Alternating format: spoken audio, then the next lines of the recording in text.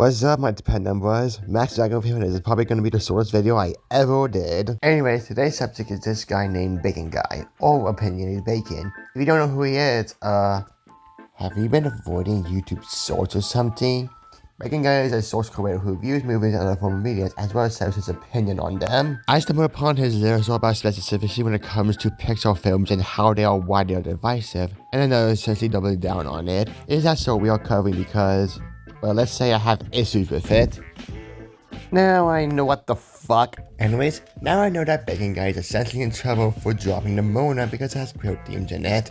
But his response is utter dog shit, and I might talk about it later. I am mostly talking about this video because I planned it out before he got outed. This is not to absolve Bacon Guy of his sins, pun intended, and it's not to distract y'all from what he did, but it is to talk about his media takes a little. But either way, let's open Pandora's box and dive right in. Why does targeting specific audiences work better for Sony than it does for Pixar? My short about why Pixar movies are divisive was, well, divisive. I said Pixar's shift from telling stories for the general audience into telling them for specific audiences has hurt them a bit. And a lot of comments called me out because I literally praised Sony for the thing I complained Pixar was doing. So why is one okay but the other isn't? One reason is because each of Sony's new movies targets a specific fandom. Whether that's sports, K-pop, or superheroes, they're made for people who have a common interest. The two Pixar movies I pointed out are most relatable to people of specific backgrounds, aside from Turning Red tapping into the boy band fandom. But a lot of people pointed out that they weren't from those backgrounds and still found those films relatable, citing that they did have universal themes. So let me get into another reason why I dislike these movies: the way they handle their themes. Elemental bugged me a bit, since not only was its race allegory flawed from the start, but it felt like it tried to portray people who aren't immigrants as rude or ignorant, which as a non-immigrant, I can see what they were trying to do and still feel like,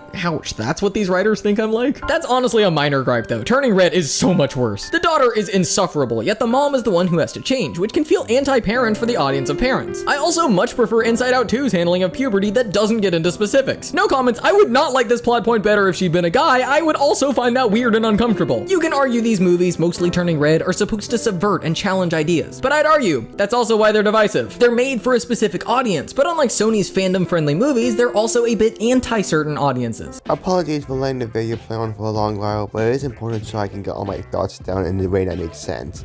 Let's begin. The daughter is insufferable, yet the mother is expected to change. Tell me you missed the point of the movie without telling me you missed the point of the movie. Like, yeah, Ming has a chance because she was the catalyst to May's action throughout the movie. Also, May was never portrayed as being in a white. In fact, the red panda is meant to be an allegory for the messy side of being a teenager. However, the story is about May coming to terms with her heritage while being her own person. The issue is entirely on Ming, but May is an example of owning up. It's supposed to be about a mother and daughter being on equal grounds. It's not anti-parent to say, hey, children should be treated as independent beings and not the extensions of parents. And frankly, as someone who experienced generational trauma myself, I find it interesting and telling that this is the conclusion that you came to. Plus, the movie literally shows us how unbalanced this shift is when it comes to May and Me's dynamic. The intro literally implies that May rarely, if ever, hangs out with her friends because of her mother's expectations. And if you somehow miss what was shown, the movie literally told you that May did so much for her mother in that one scene where May's panda got found out by Stacey Frick. Hehe. Frick. Also, regarding your only talk to a specific fandom out of a specific theme point, I'ma not hold myself back because there's literally no way for me to put it. Literally, what the fuck is the difference between the two?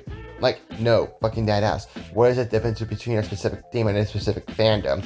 Isn't a fandom like K-pop, Spider-Man, media, and sports a theme? A big issue I take with a specific theme criticism is that it's really specific on 21 and Elemental. Like, so what if the theme is specific? Which, you know, all stories have specific themes. That's what makes a story. When a Wales has a specific theme, the movie about an old man and a Boy Scout going to Paradise Falls, but nobody raised a fuss over it because Up is mostly based on the director's life as much as Turning Red is.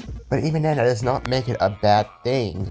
Also, they're walking fire hazards, so it's not racism at that point. Wow, it's almost as if they're trying to subtly tell you the city isn't made with fire people in mind. Who could have possibly guessed? Like, I get it to an extent. Fantastical racism often has its flaws and issues, and you can certainly not like how a theme is handled, but I'll be dead ass right now. How can you miss such an obvious hint? Brave handled it so much better. Merida literally poisoned her mother with the same spell Mordu used. Also, the comparison to Brave is telling because it didn't touch on Absolenna's themes unlike Turning Red, so I'm starting to think that maybe your issue with Turning Red is that it tackled not just puberty, but the imbalance between parent and child in a way that respects both sides, not pandering to the parenting party. And regarding your elemental criticism that I almost forgot about, Ignorant, I understand, but rude?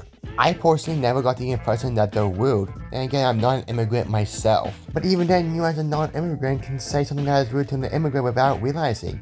It happens, and the best thing you can do is own up to it instead of pretending that it's painting you as a bad person. I must prefer Inside Out 2's handling of puberty. You mean the movie that barely touches the topic of puberty? The movie that uses it as a catalyst of its themes and to set the introduction of the new emotions? Yeah, cause that totally helped your case. But like, seriously, puberty is uncomfortable in nature. It's you stepping into adulthood and your parents having to explain it to you. That discomfort is literally the slight amount of relatability you feel to May. Also, not to mention, and the viewer is more than allowed to correct me if I'm wrong on this, but isn't Turning Red the first of its kind when it comes to animated kids movies? Anyways, that's all other than Begging Guy pointing out how Turning Red and Elemental are mentors of vote being why it's divisive. So in the news, the reason why we have voting systems is to vote people in. Anyways, so my final thoughts. Well, to be honest, I don't like how the criticism feels. Don't get me wrong, you're not obligated to like Turning Red nor Elemental. However, my issue is how both your criticisms are engaging with the movies being talked about at hand. It feels less like Pixar's movies are divisive nowadays, and more so that you personally do not like the movies, but hey, there ain't no shame in that one, Chief. Plus, Turning Red and Elemental are still movies for everyone. Specific, I can understand, but still for everyone. Frankly, this video will be better off if it was simply a why I personally do not like Turning Red nor Elemental 1. Anyways, that is it for me. Apologies for living not being active. I've been going through some life stuff. Due to a series of personal life events I effectively call a marvelous display of utter bullshit, things are slowing down. Hopefully everything gets better. Hopefully, I just have to keep going. But yeah, that's gonna do it for me today. Today's artist of the month, more like for the past few months, is at blueBEARY Said, who is a talented artist with a pleasant style. They even drew my persona after I won a raffle of theirs, which I currently have on his profile picture right now. Right, and that's gonna do it for me. If you want to see more, like, sub, maybe leave a comment. Clean your room, take a shower, do your laundry, the drawing's looking awesome, and hey, there's always light at the end of the tunnel. Good night, and in case I don't see you, good evening, good morning, and good luck.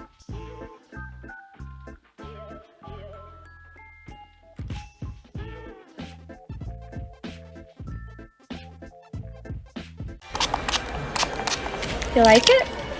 Why does it look smell like a hospital? It's Japanese.